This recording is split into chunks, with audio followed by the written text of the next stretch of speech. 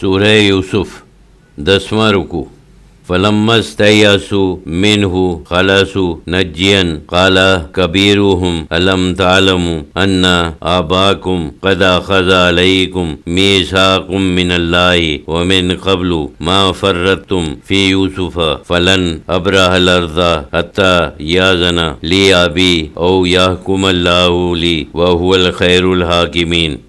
پھر جب ان سے نا امید ہوئے کہ وہ بنیامین کو چھوڑ دیں گے تو علیحدہ آپس میں مشورہ کرنے بیٹھے۔ یہودا جو ان میں سب سے بڑا تھا بولا، کیا تم جانتے نہیں کہ ہمارے باپ نے تم سے اللہ کا عہد لیا تھا کہ اس کو واپس لانا، اور اس سے قبل جو کچھ یوسف کے حق میں تم ظلم کر چکے ہو وہ بھی تم جانتے ہو۔ سو میں تو اس ملک سے ہرگز نہ ٹلوں گا جب تک میرا باپ مجھے یہاں سے واپس آ جانے کی اجازت نہ دے، یا اللہ تعالیٰ ہی میرے حق میں فیصلہ کر دے، اور وہی بہترین فیصلہ کرنے والا ہے۔ ارجعوا الی ابیکم فقولوا یا آبانا ان ابنک سرق وما شاہدنا الا بما علمنا وما کننا للغیب حافظین۔ مجھ کو یہاں چھوڑ دو اور تم لوگ اپنے باپ کے پاس لوٹ جاؤ اور ان سے کہو کہ اے میرے باپ، آپ کے بیٹے نے چوری کی، اور آپ مانے یا نہ مانے ہم نے تو وہی کہا تھا جو ہم جانتے تھے، اور ہم غیب کے نگہباں نہ تھے۔ جو ہونے والی بات تھی ہو کر رہی، یعنی بنیامین کے ساتھ جو صورت پیش آئی وہ تو ہمارے قیاس و گمان سے باہر ہے۔ بہرحال اس معاملے میں ہم بے قصور ہیں۔ وَاسْأَلِ الْقَرْيَةَ الَّتِي كُنَّا فِيهَا وَالْعِيرَ الَّتِي أَقْبَلْنَا فِيهَا وَإِنَّا لَصَادِقُونَ۔ اور اگر آپ کو اب بھی یقین نہ آئے تو آپ اس بستی کے لوگوں سے جس میں ہم تھے دریافت کر لیں، اور اس قافلے کے لوگوں سے جس کے ساتھ ہم آئے ہیں معلوم کر لیں، اور بے شک ہم اپنے قول میں بالکل سچے ہیں، یعنی جو آپ سے اقرار کیا تھا اس میں کوتاہی نہ کی، اور جو واقعہ ہے وہ سچ سچ بیان کر رہے ہیں۔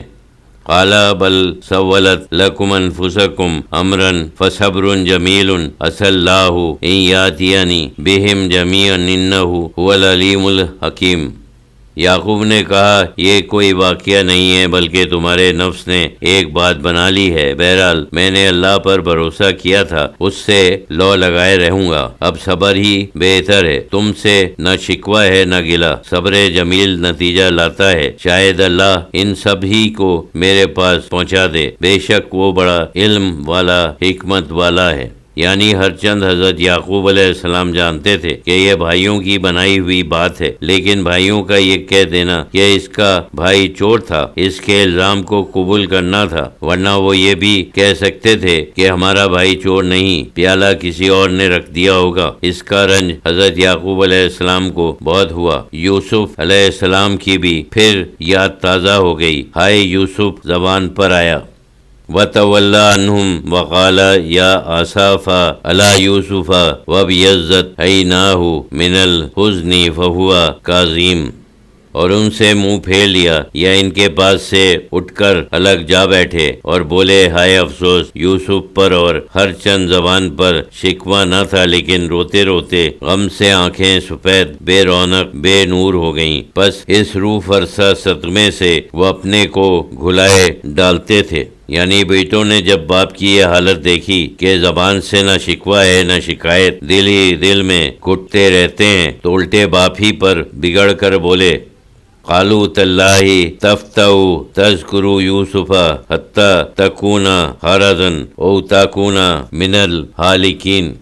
کہا خدا کی قسم تم تو مسلسل یوسف ہی کی یاد میں لگے رہو گے، یہاں تک یا گھل جاؤ گے یا ہلاک ہو جاؤ گے، یا غم سے جاں بلب ہو جاؤ گے یا جاں بحق ہو جاؤ گے۔ قال انما اشکو بثی وحزنی الی اللہ وعالم من اللہ ما لا تعلمون۔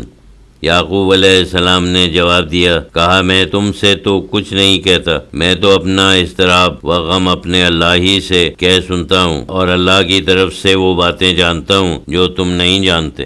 یعنی دل میں کہا مجھے یقین ہے کہ یوسف کا خواب سچا ہوگا، یوسف ضرور ملے گا، تم جو کچھ کر رہے ہو اللہ نے اس سے بھی مجھے باخبر رکھا ہے، مجھے صبر کی کیا تلقین کرتے ہو، اپنے عمل سنوارو۔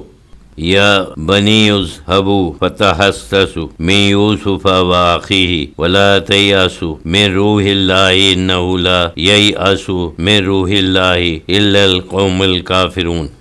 اچھا ہے بیٹو، یوسف کے متعلق غلط بیانیوں پر اڑے نہ رہو، جاؤ اور یوسف کی اور اس کے بھائی کی تلاش کرو۔ اللہ کے کرم، اس کی رحمت سے مایوس مت ہو، اور اللہ کے فیضان رحمت سے وہی لوگ مایوس ہوتے ہیں جو کافر ہیں، جو حق کو چھپانے والے منکر ہیں۔ ان کے قلوب رحمت الہی کی ان حیات بخش ہواؤں کی تازگی سے محروم رہتی ہیں۔ چنانچہ یہ لوگ پھر عزیز مصر یوسف علیہ السلام کے پاس واپس آئے کہ بنیامین کا پتہ معلوم کرنا تھا اور غلہ بھی لینا تھا۔ عرض کی کہ ہم اپنا سب اثاثہ بیچ چکے ہیں، قحط سے ہماری حالت خراب ہے، اگر کچھ غلہ اس ناقص قیمت کے بدلے میں جو ہمارے پاس ہے عنایت ہو تو یہ آپ کا کرم ہوگا۔ پہلے بات چیت غلے کے متعلق کی کہ اگر مناسب ہو تو پھر بھائی بنیامین کے متعلق دریافت کریں۔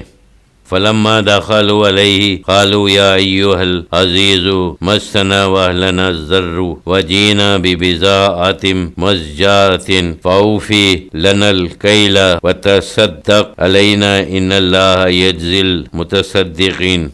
پھر جب وہ اس عزیز مصر یوسف کے پاس پہنچے تو عرض کی، اے عزیز، ہم پر اور ہمارے گھر والوں پر بڑی مصیبت پڑی ہے اور ہم لوگ قحط سے مر رہے ہیں۔ رہا سہا سامان بیچ کر ہم یہ تھوڑی سی رقم لے کر آئے ہیں، سو آپ ہمیں غلہ پورا عنایت کریں اور قیمت کو نہ دیکھیں، رعایت کے طور پر ہم پر خیرات کریں، بے شک اللہ خیرات کرنے والوں کو جزائے خیر دیتا ہے۔ یعنی گھر والوں کی یہ حال سن کر حضرت یوسف علیہ السلام کی آنکھوں سے آنسو جاری ہو گئے اور اللہ کے حکم سے انہوں نے اپنے آپ کو ظاہر کیا۔ قال هل علمتم ما فعلتم بیوسف واخیہ اذ انتم جاہلون۔ فرمایا کیا تم کو معلوم ہے، تم کو یاد ہے کہ تم نے یوسف اور اس کے بھائی کے ساتھ کیا برتاؤ کیا جب تم کو سمجھ نہ تھی؟ یعنی بھائیوں کی نظروں کے سامنے یوسف کے لڑکپن کی تصویر گھوم گئی۔ یوسف کو بغیر دیکھا تو ان کی حیرت کی انتہا نہ رہی۔